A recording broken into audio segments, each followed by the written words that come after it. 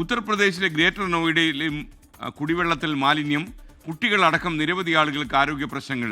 കുടിവെള്ള പൈപ്പിലെ ചോർച്ചയിലൂടെയാണ് ഈ മലിനജലം ഉള്ളിലേക്ക് വന്നത് എന്നാണ് നമ്മൾ മനസ്സിലാക്കുന്നത്. ആർ അച്യുതൻ ഡൽഹിയിൽ നിന്ന് ഈ വാർത്ത അപ്ഡേറ്റ് ചെയ്യും. പറയാ അച്യുതൻ.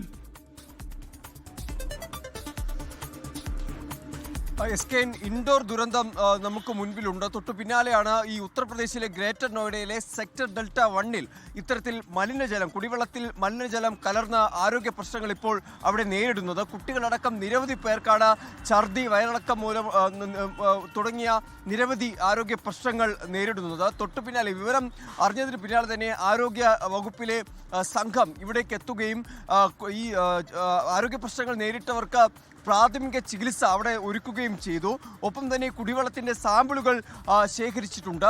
ഈ കുടിവെള്ള പൈപ്പിലെ ചോർച്ചയിലൂടെയാണ് ഈ മലിനജലം കലർന്നതായി കണ്ടെത്തിയത്. ഉടൻ തന്നെ ആ ചോർച്ച പരിഹരിക്കുകയുണ്ടായി.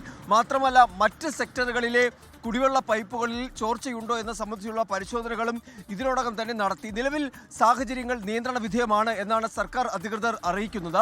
ഏതെങ്കിലും തരത്തിൽ ആശങ്കയിലേക്ക് വഴിവെക്കുകയാണെങ്കിൽ അതിനുവേണ്ട മുൻകരുതൽ നടപടികൾ സ്വീകരിച്ചിട്ടുണ്ട് എന്നുകൂടി ഇതുമായി ബന്ധപ്പെട്ട അധികൃതർ അറിയിക്കുന്നു. SKN. ലോകത്തെവിടെയായാലും ഏത് സമയത്തും 24 വാർത്തകളും ഓഗ്മെന്റഡ് റിയാലിറ്റി പാക്കേജുകളും എക്സ്പ്ലെയിനറുകളും വിശദമായി കാണാൻ ഞങ്ങളുടെ യൂട്യൂബ് ചാനൽ നിങ്ങൾക്ക് സബ്സ്ക്രൈബ് ചെയ്യാം.